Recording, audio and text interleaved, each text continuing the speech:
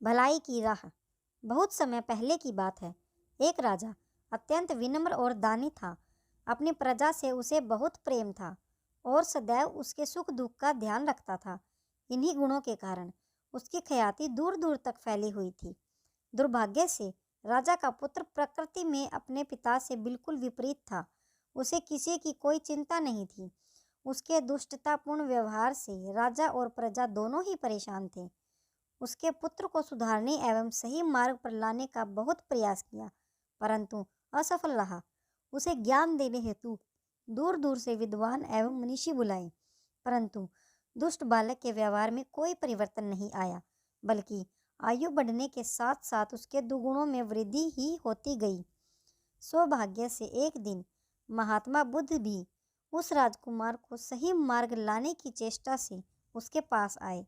उन्होंने न तो उसे डराया धमकाया, न ही बुरा भला कहा, बल्कि स्नेह से एक नीम के पौधे के पास ले गए और राजकुमार से उस पौधे का एक पत्ता चखने को कहा।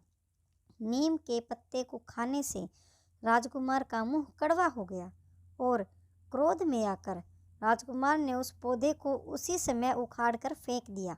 महात्मा बुद्ध ने उनसे कहा, राजकुमार, तुमने पौधे को उखाड़कर क्यों फेंक दिया? राजकुमार ने उत्तर दिया कि अभी से इस पौधे के पत्ते इतने कड़वे हैं, बड़े होने पर तो ये बिल्कुल ही विष हो जाएंगे, इसीलिए इसको जड़ से उखाड़ देना ही उचित है। राजकुमार की बात सुनकर महात्मा बुद्ध ने गंभीर होकर कहा, तुम्हारे कड़वे व्यवहार से राज्य की जनता भी बहुत पीड़ित है। यदि तुम्हारी ही नीति जनता भी काम में ले ले तो तुम्हारी क्या दशा होगी।